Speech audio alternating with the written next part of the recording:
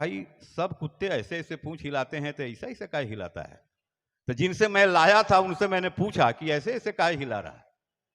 कहा कि मुंबई में इतनी जगह कहां है कि ऐसे ऐसे हिलावे। एक बार जोरदार तालियां बजाइए, जोरदार तालियां।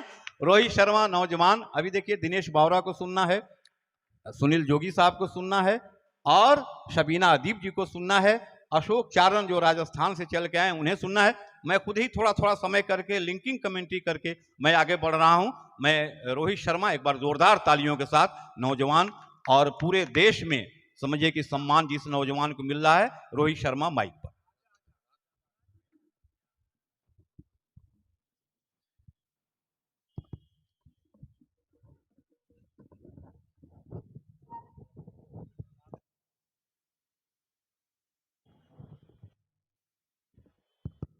सभी को प्रणाम करता हूं।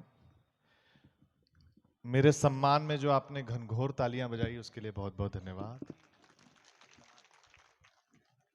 बहुत बढ़िया प्रोग्राम चल रहा है। आदरणीय सभापति जी देवेश ठाकुर जी बहुत प्यार करते हैं कवियों से, हर साल बुलाते हैं। ये प्रोग्राम जब से शुरू हुआ है बहुत अच्छा चल रहा है, आप लोग बहुत अच्छा सुन रहे हैं। मैं भी बहुत 10-15 मिनट आपके बीच में हूं क्योंकि सीमित समय है, आपको सभी वरिष्ठ कवियों को सुनना है। लेकिन त्रिषा आई, इसने कहा कि जो समापन की कविता थी वो थी कि बेटी अगले जन्म में बनाए। बहुत बेटियों की तारीफ हुई। उसके बाद शंकर जी आए, उन्होंने भी बेटियों पे शेर सुनाया। बड़ी बात है। देखिए एक बात से तो आप सहमत होंगे कि बेटी हमेशा अच्छी होती है। लड़की जो होती है, जब वो बेटी होती है हमेशा अच्छी होती है। जब दोस्त बनती है तब भी अच्छी होती है, जब बहन बनती है तब भी अच्छी होती है। पता नहीं पत्नी बनने के बाद कौन सी मोंजोलिका इनके अंदर आ जाती है। हाँ, ऐसा ही है। लेकिन मैं, जैसा मेरा परिचय दिया गया, मेरे बारे में बताया गया, हास्य का कवियों, कोई टेंशन लेना नहीं। 10-15 मिनट आपके बीच में हूं और जितनी भी देर मैं यहां पर हूं आपका सिर्फ ध्यान चाहता हूं और कुछ नहीं चाहता हूं। हमारे पास कोई यंत्र तंत्र नहीं है, कोई तबला ढोलक पेटी नहीं है, केवल हमारे शब्द हैं। हम हमारे शब्द से आप तक पहुंचने की कोशिश करेंगे और जहां बात आप तक पहुंचे आपकी प्रतिक्रिया मिलती रहे, क्योंकि ये दो तरफा मामला होता है। बात यहां से कही जाती है, वहां से सुनी जाती है, सराही जाती है, तब यहां से दूसरी बात कही जाती है।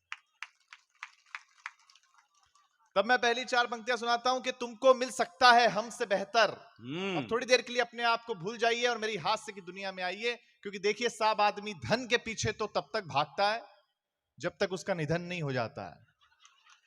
वाह। मुझे याद है एक बहुत बड़े बादशाह की मौत हुई। ध्यान से सुनना और बात अच्छी लगे तो आगे से लेकर पीछे तक तालियां बजाकर मुझे बताना, मुझे लगना चाहिए आप सुनने के लिए तैयार हैं। एक बहुत बड़े बादशाह की मौत हुई। वो अपनी पत्नी के लिए 1000 करोड़ रुपए छोड़ के मरा। उसकी पत्नी ने घर के नौकर से शादी कर ली।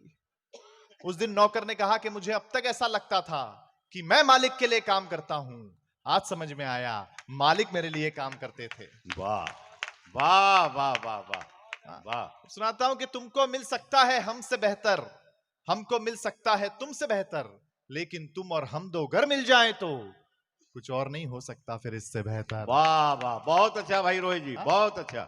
बहुत अच्छा है। लेकिन अद्भुत है बात तो। खैर, बिहार अपने आप में अद्भुत प्रदेश है। जब जब हम आते हैं हमें बहुत अच्छा लगता है। मतलब अगर बिहार में सुना दिया जाए, बिहार का आदमी अगर किसी को सुन ले, उसको भी पद्मश्री पुरस्कार दिया जा सकता है। हाँ, यहां सुनाना बहुत कठिन काम है। हमें आदरणीय सभापति जी बता रहे थे, हमें जब इनके घर थे, बोले एक प्रवचन करता है, उन्होंने प्रवचन में कहा कि देखो जो इस जन्म में नर है वो अगले जन्म में भी नर ही होगा, और जो इस जन्म में नारी है वो अगले जन्म में भी नारी ही होगी। इतना सुनते ही एक बूढ़ी अम्मा उठ करके जाने लगी। तो प्रवचनकर्ता ने रुकाया और पूछा, अम्मा बीच प्रवचन में उठ के क्यों जा रही हो? अम्मा ने जो जवाब दिया बड़ा अद्भुत था, उस पर आपकी तालियां मिलेंगी। प्रवचनकर्ता ने रुकाया और पूछा, अम्मा बीच प्रवचन में उठ के क्यों जा रही हो? अम्मा ने कहा, महाराज जी जब अगले जन्म में भी पूड़ियां ही तलनी है तो प्रवचन सुन के फायदा क्या है यार? बिना फायदे के आप लोग किसी को सुन लो, संभव है? वाह वाह। संभव ही नहीं है। मतलब अद्भुत मामला। अभी हम आ रहे थे, कार हमारी चल रही थी, हम जिस भी प्रदेश में होते हैं, जिस भी शहर में होते हैं, मान लीजिए अगर कभी ड्राइवर हॉर्न बजा दे तो सामने जो गाड़ी वाला होता है वो हट जाता है, वो रास्ता देता है। आपके यहाँ ऐसा नहीं है। हमारे ड्राइवर ने हॉर्न बजाया, आगे पीछे मुड़ के देख रहा, बोले बजाया कौन है, इतनी हिम्मत किसकी हो गई। फिर दिनेश बावरा जी गोरखपुर से आते, इन्होंने ड्राइवर को समझाया, बोले भाई ये बिहार है, रहने दे, कट्टा उट्टा निकाल लिया, मुश्किल हो जाएगी। हाँ, अद्भुत मामला है आप लोगों का। मतलब बता रहे थे मुझे सुनील जोगी जी, बहुत वरिष्ठ कवि, आज इनको सुनिएगा, आप बहुत आनंद देंगे, बहुत साल से बिहार आ रहे हैं। इन्होंने बताया, बोले एक बार का सच्चा किस्सा है रोहित, तुमको बताऊं, बिहार को हल्के में मत लो। हाँ, मैंने कहा क्यों? बोले यहाँ के एक लड़के ने अपना आईफोन बेच करके कट्टा खरीद लिया। मैंने कहा फिर क्या किया? बोले कट्टा दिखा दिखा के 10 आईफोन जमा कर लिया। तो जो हर चीज संभव है आपके लिए, लेकिन मैं एक कविता आपको सुनाता हूं। मैं मुंबई से आपके बीच में आया हूं। अगर महाराष्ट्र का एक कवि अगर बिहार पर कविता सुनाता है तो उस पर आपका सर्वाधिक प्रेम चाहता हूं। तब मैं सुनाता हूं कविता, सुनिए और आपका आशीर्वाद चाहता हूं कि थका नहीं है राज्य कभी ये, सुनिएगा कि थका नहीं है राज्य कभी ये, कभी न हिम्मत हारी है। थका नहीं है राज्य कभी ये, वाह वाह, कभी न हिम्मत हारी है, तभी तो दुनिया कहती है बिहारी सब पर भारी है। थका नहीं है राज्य कभी, कभी न हिम्मत हारी है, तभी तो दुनिया कहती है बिहारी सब पर भारी है। मां सीता की धरती है ये। आज सुबह जब दर्शन करने के लिए हम लोग गए, कोई बात नहीं, पानी मत फेरो, अब बहुत फेर चुके। तब हम लोग गए, बहुत अच्छा दर्शन हमें हुआ। तब मैं सुनाता हूं कि मां सीता की धरती है ये, नए कलेवर गढ़ती है ये। एक ऐसा व्यंजन जो पूरी दुनिया में आप लोगों ने मशहूर किया, उसका नाम लेता हूं और आपकी तालियां मिले कि मां सीता की धरती है ये, नए कलेवर घड़ती है ये। लिट्टी चोखा का स्वाद आपका सब स्वादों पर भारी है, तभी तो दुनिया कहती है बिहारी सब पर भारी है। आइए सर, स्वागत है आपका, बैठिए। आप जब धोखा खाते हैं तो आईएएस और आईपीएस बनकर आते हैं। किसी अन्य प्रदेश का लड़का जब प्यार में धोखा खाता है तो उसके अंदर से संगीत निकलता है, और बिहार का लड़का जब प्यार में धोखा खाता है तो फिर यूपीएससी निकलता है। आप जब धोखा खाते हैं तो आईएएस आईपीएस बनकर आते हैं। आप जब धोखा खाते हैं तो आईएएस आईपीएस बनकर आते हैं। शांति दूत का पाठ पढ़ाकर आप ही बुद्ध कहलाते हैं। अंतिम 2 पंक्तियां इस कविता की, और सबका आशीर्वाद मिले कि दुनिया के हर कोने में, दुनिया के हर कोने में एक न एक बिहारी है, तभी तो दुनिया कहती है बिहारी सब पर भारी है, बिहारी सब पर भारी है। हाँ, बहुत अच्छे, बहुत अच्छे, वाह रोहित जी। शंकर जी तो खैर बहुत अच्छा, बिहार का नाम पूरी दुनिया में लेके जाने वाले शंकर कैमूरी जी बहुत बढ़िया संचालन कर रहे हैं। हाँ, वैसे आपको बताऊं कि सब शादीशुदा लोग सामने बैठे हैं, उसके बावजूद हंस रहे हैं, बड़ी बात है।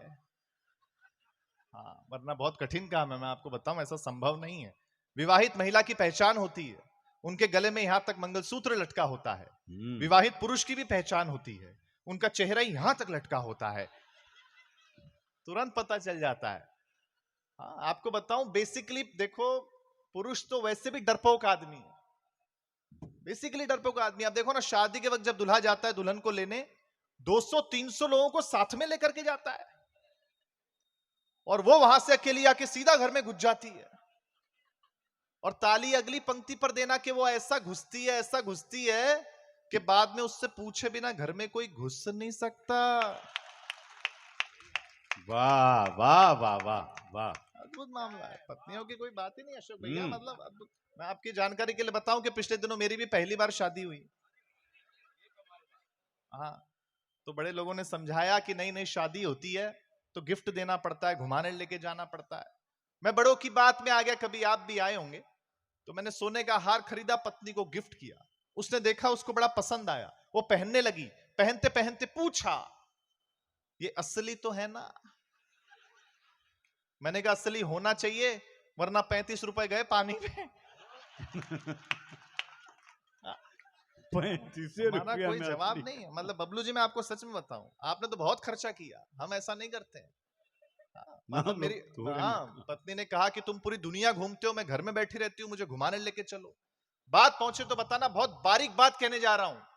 पत्नी पीछे पड़ गई, बोले घुमाने लेके चलो, घुमाने लेके चलो, घुमाने लेके चलो। मैं उसे शमशान घाट पे ले गया। वो बोली कैसी जगह ले आए हो? मैंने कहा, अरे पगली, लोग मरते हैं आने के लिए।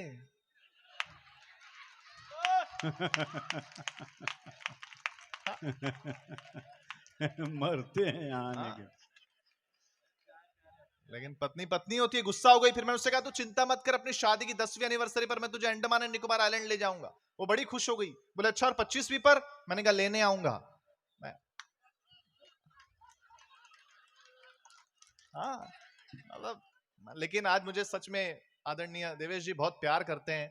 हम तो इनके घर, एक तो एक अच्छी बात मुझे ये लगती है, इसलिए नहीं कि आज के कार्यक्रम के आयोजक हैं इसलिए मैं कह रहा हूं, मैंने जब जब हम बिहार आए और इनके यहाँ रुके, हमने देखा कि कम से कम रोज 50-100 लोग अपनी अपनी सुझाव लेकर के आते हैं, अपने अपने काम लेकर के आते हैं, चाहे वो किसी भी धर्म के हो, किसी भी जाति के हो। आदरणीय सर उनकी मदद करते हैं, ये अपने आप में एक बहुत बड़ी बात है। मैं चाहता हूं, क्या बात है सर, अद्भुत है। तो सर मुझसे कह रहे थे कि नई नई शादी में इतना जल्दी कैसे पीड़ित हो गया, क्या समस्या है बता। मैंने कहा सर क्या करूं, मेरी पत्नी हर दूसरे दिन पैसे मांगती है, 5,000 रुपए दो, 10,000 रुपए दो। तो उन्होंने पूछा, बेटा तेरी पत्नी इतने पैसों में करती क्या है? मैंने कहा मुझे क्या पता, मैंने कभी दिए ही नहीं। हाँ, अपने को क्या पता। लेकिन मैं आपको बताऊं, देखो पति और पत्नी का रिश्ता भी ना सर कांग्रेस और बीजेपी जैसा ही होता है। हाँ, मतलब हमारे घर में भी वही हालत है।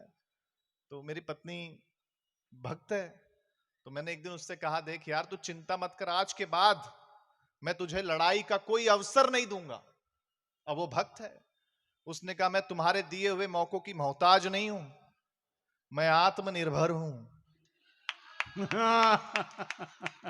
और अगली बात लेकिन जो मैंने कही, सारे पुरुषों की तालियां इस पर चाहता हूं जो अगर मैंने सही बात कह दी और सही जवाब दिया हो। मैंने कहा देखो महिलाओं, आप कितना भी आत्मनिर्भर हो जाओ, कितना भी आत्मनिर्भर हो जाओ, तुम सुंदर लग रही हो, ये सुनने के लिए तो हम पुरुषों पे ही निर्भर रहना पड़ेगा यार।